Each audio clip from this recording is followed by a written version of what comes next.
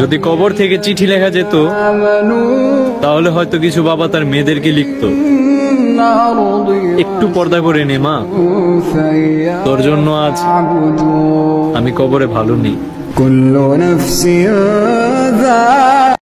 নবীজি বলে, যে নামাজ বেশি পড়ে আল্লাহ তাআলা তার চেহারা সৌন্দর্যময় করে।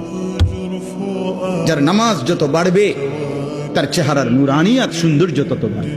হোক না সে কালো, হোক না সে নিগ্রু, কিন্তু তার চেহারা মায়াময়।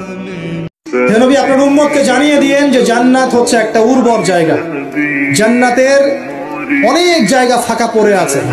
আপনার উম্মতকে জানিয়ে দিন এই ফাঁকা জায়গাগুলোতে তারা যদি গাছ লাগাতে চায় তাহলে যেন পড়ে সুবহানাল্লাহ, আলহামদুলিল্লাহ, ওয়ালা ইলাহা ইল্লাল্লাহ, আল্লাহু আকবার, ওয়ালা হাওলা ওয়ালা কুওয়াতা ইল্লা বিল্লাহ।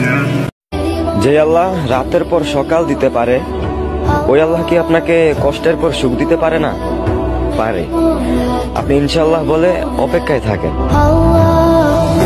চারটা কথা আল্লাহর কাছে সবচেয়ে প্রিয়। একটা হচ্ছে সুবহানাল্লাহ, আর একটা হচ্ছে আলহামদুলিল্লাহ, আর একটা হচ্ছে লা ইলাহা ইল্লাল্লাহ, আর একটা হচ্ছে আল্লাহু আকবার।